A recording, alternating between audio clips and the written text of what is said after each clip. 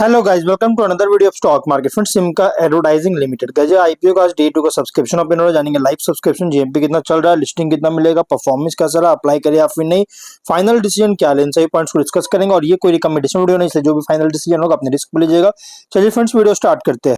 तो guys, IPO जो है 8 में ओपन हुआ था, 12 में कल के दिन क्लोज किया जा रहा है। 3 डे आईपीओ आ रहा है, डे 2 सब्सक्रिप्शन ओपन हो रहा है और 15 मई का लिस्टिंग डेट है। 10 rupees face value, 174 to 183 rupees per share की प्राइस बैंड, 600 शेयर्स की lot size, fresh capital, book build IPO 58 crore का इशू साइज, 31.7 लाख शेयर्स का इशू किया गया। Giriraj stock broking market maker और एनएससी एसएमई प्लेटफॉर्म पर लिस्टिंग किया जा रहा है। अलॉटमेंट डेट है 13 मई का, 14 को रिफंड रिलीज किया जाएगा। शेयर्स डीमैट अकाउंट में क्रेडिट होगा। ऑफर दिया गया है क्यूआईबी, एंकर इंक्लूड नहीं करेंगे। 15.4 small big HNI 21.6, small HNI 10.8 और रिटेल में 33.3% ऑफर दी गई है। और लगभग रिटेल ओनली 2 लॉट बाई कर सकते हैं। 1200 शेयर्स मिलेंगे, 2.2 लाख रुपीज पे करना पड़ेगा। Small HNI minimum 3 lot by कर सकते हैं, 3.3 लाख रुपीज पे करना पड़ेगा। मैक्सिमम 9 लॉट बाई कर सकते हैं, 9.9 लाख रुपीज पे करना पड़ेगा। Big HNI minimum 10 lot by कर सकते हैं, 10.11 लाख रुपीज पे करना पड़ेगा। मैक्सिमम कोई लिमिट नहीं है। लेकिन अगर 5 टाइम सब्सक्राइब होता है स्मॉल एचएनआई या बिग एचएनआई किसी भी कैटेगरी में जिसमें 5 टाइम सब्सक्राइब होगा, उसमें मिनिमम लॉट होगा। जैसे स्मॉल एचएनआई में ओनली 3 लॉट, बिग एचएनआई में ओनली 10 लॉट अलॉटमेंट किया जाएगा अगर 5 टाइम सब्सक्राइब होता है तो। एंकर से 8 करोड़ का फंड रेज कर चुकी है।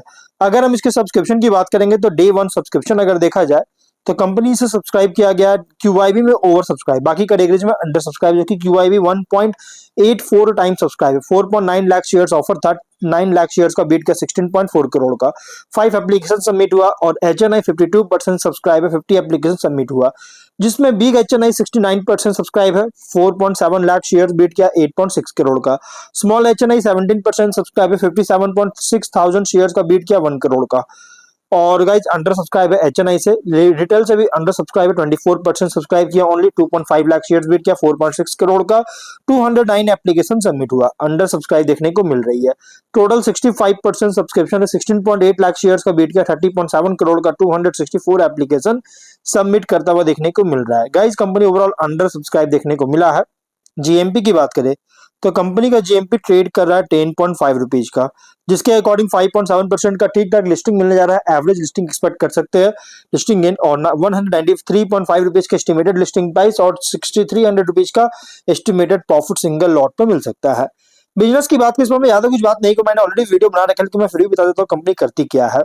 तो गाइस देखिए, कंपनी का बिजनेस है ओओएच एडवर्टाइजिंग सर्विसेज, मुंबई और महाराष्ट्र में प्रोवाइड कर रही है, महाराष्ट्र के मुंबई में, जो कि कंपनी का फाइनेंशियल कांस्टेंट ग्रोथ देखने को मिला टॉप एंड बॉटम लाइन में, जो कि यहाँ पे 24 में 49.3 करोड़ का रेवेन्यू, 5.8 करोड़ का प्रॉफिट, 25 में 75 करोड़ का रेवेन्यू, 10 करोड़ का प्रॉफिट, 9 मंथ्स में 78 करोड़ का रेवेन्यू, 10.7 करोड़ का प्रॉफिट है, जो कि कांस्टेंट ग्रोथ देखने को मिल रही है।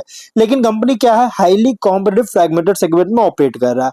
ऑब्जेक्टिव क्या है, तो एलईडी स्क्रीन का परचेज इंस्टॉलेशन करना चाहता है, स्ट्रेटेजिक कोलैबोरेशन करना चाहती है capital world media services private limited के साथ, जिसके लिए फंडिंग चाहिए। और ये कोलैबोरेशन जो करेगा, इससे क्या होगा, 20 एलईडी डिजिटल एडवर्टाइजिंग स्क्रीन का मोनेटाइजेशन के लिए कोलैब करना चाहता है। और incremental working capital requirement general corporate purpose के लिए फंडिंग चाहती है। रेशियोज में ROE 38.1, ROCE 50.9, RONW 38.1, PAT margin 13.7 और बेटा मार्जिन 18.5% का है। डेट फ्री कंपनी है और पीवी है 5.7, पी रेशियो 16.1 टाइम का, promoter holding ratio 100%, market cap 219.1 crore के अराउंड होगा। कंपनी का रिसेंट फाइनेंशियल डेटा के अकॉर्डिंग प्राइसमेंट जो रखा गया, प्राइसमेंट गाइस फुल्ली रखा गया, प्राइसमेंट इसका रखा गया, फुल्ली प्राइस रखी गई आईपीओ का। लेकिन अगर हम कॉम्पिटिटर की बात करें, वैसे तो कॉम्पिटिटर बहुत सारे हैं, लेकिन मैं फिर भी बता देता हूँ कंपनी का मेनली स्टॉक एक्सचेंज में ब्राइट आउटडोर मीडिया लिमिटेड इसके कॉम्पिटिटर है, जो कि सेम बिजनेस प्रोवाइड करता है एसएमई कैटेगरी में। और अगर हम यहाँ पे देखेंगे कंपनी के इसके स्प्लिट करें रेवेन्यू स्प्लिट, तो मेनली कंपनी रेवेन्यू जनरेट करता है ट्रेडिशनल आउटडोर एडवर्टाइजिंग और digital out of home advertising, यही दोनों से मेनली रेवेन्यू कंपनी जनरेट करता है। इवेंट स्पॉन्सरशिप कैंपेन्स वगैरह बहुत कम रेवेन्यू जनरेट करता है, एकदम ना के बराबर। और अगर शॉर्ट एनालिसिस करेंगे जिसमें स्ट्रेंथ अगर देखा जाए तो ऑपरेट कर रहा है outdoor advertising and media sector में, out of home advertising solutions provide करता है जैसे hoardings, billboards, kiosk, transit media. High traffic urban locations में प्रेजेंस है जिससे एडवर्टाइजिंग विजिबिलिटी और क्लाइंट वैल्यू इंप्रूव करता है। स्ट्रॉन्ग रिलेशनशिप है ब्रांड्स और एडवर्टाइजिंग एजेंसीज के साथ जिसे रेकरिंग बिजनेस सपोर्ट करता है। एसेट लाइट बिजनेस मॉडल है अगर मैन्युफैक्चरिंग इंडस्ट्री से कंपेयर करें। और अर्बनाइजेशन और ब्रांड मार्केटिंग एक्सपेंडिचर इंक्रीज हो रहा है जिससे कंपनी को बेनिफिट मिलता है। लेकिन वीकनेस भी है जिससे बिजनेस हेवीली डिपेंड करता है एडवर्टाइजिंग और मार्केटिंग स्पेंडिंग साइकिल्स पर। रेवेन्यू फ्लक्चुएट कर सकता है क्योंकि economic condition corporate and budgets पर डिपेंडेंट होने के कारण इसका रिलेटिवली स्केल बहुत ही स्मॉलर है अगर लार्ज मीडिया और एडवर्टाइजिंग कंपनीज के साथ कंपेयर करें। लोकेशन राइट्स, म्युनिसिपल अप्रूवल्स पर डिपेंडेंस है आउटडोर मीडिया एसेट्स के लिए। वर्किंग कैपिटल इंटेंसिव है कैंपेन एग्जीक्यूशन रिसीवेबल्स होने के कारण।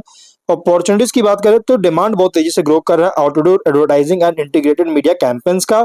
और digital outdoor media and smart advertising displays में एक्सपैंड कर रहा है जिससे मार्जिन इंप्रूव कर सकता है। अर्बन अर्बन इंफ्रास्ट्रक्चर और ट्रांजिट नेटवर्क्स में इंक्रीज हो रहा है जिससे गाइस एडवर्टाइजिंग स्पेसेस को एक नया एडवर्टाइजिंग स्पेसेस क्रिएट करता है।